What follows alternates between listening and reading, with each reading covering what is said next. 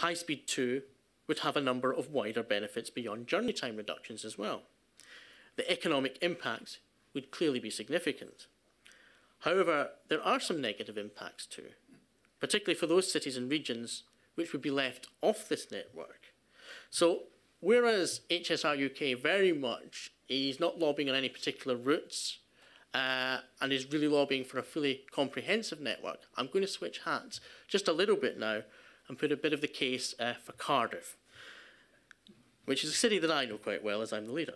Now, Cardiff is one of the cities which currently isn't featuring in the plans that are on the table. And this is of some concern, for instance, to our own local business community. And they fear that Cardiff and its region could be economically outpaced by UK cities linked by high-speed rail.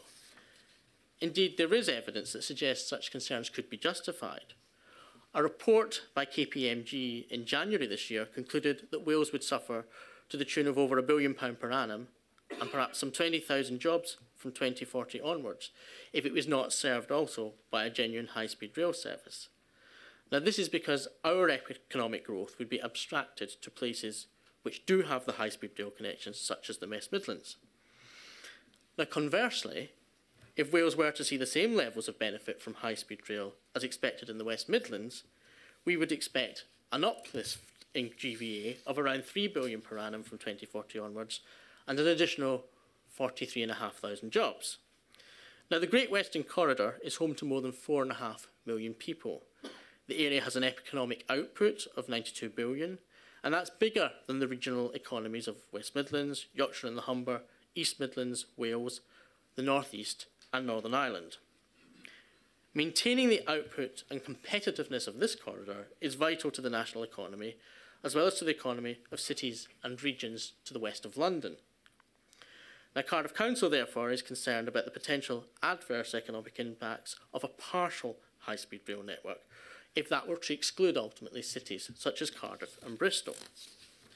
So that's why, in addition to our full support for HSR UK, Cardiff is also working closely with our partners in the southwest and also southwest of England and in South Wales to also develop the case specifically for a high-speed rail line across the Great Western Corridor. Now, the vehicle for these efforts is what we have formed as the Great Western Partnership, a high-speed rail action group comprising local authorities, regional transport bodies and economic development agencies across southwest England and South Wales.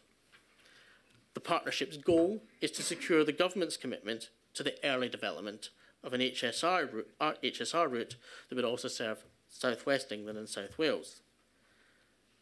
The focus of the partnership's efforts will be developing the business case for a Great Western Corridor high-speed route and a lobbying campaign to generate both high-level and grassroots support for such a project.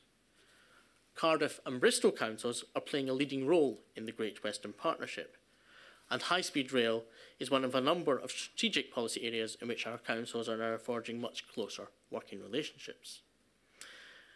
Now, both the Conservatives and Liberal Democrats pledged their support for high-speed rail in their election manifestos, and I'm very pleased that that has translated into a commitment that is now within the coalition agreement that has been formed between these two parties as part of the coalition government. And that says that we'll establish a high-speed rail network as part of our programme of measures to fulfil our joint ambitions for creating a low-carbon economy. It says that our vision is of a truly national high-speed rail network for the whole of Britain. Given financial constraints, we will have to achieve this in phases. Now, I think that is very encouraging, and from our perspective, what it shows is that the coalition government is recognising the need for a comprehensive network that reaches all parts of the UK. I think we very much accept the fact that that's got to be achieved in phases, and high-speed HS2 will hopefully be how it moves forward, but only as one step in something that's probably going to take, a great number of years to complete. But for us, what is important is to make sure that that comprehensive network is completed. And it's going to be important for cities such as Cardiff and Bristol to have that connectivity with Birmingham and Manchester and Leeds, as well as having that increased connectivity with London. So I think these are trying times financially, but we've got to remember that this is very much a long-term objective, and it's very important for us to make sure that when the detail is worked through by the new government, that long-term planning is in there, and that long-term planning certainly takes us to something that is genuinely UK-wide and genuinely will bring in all the major cities of the UK.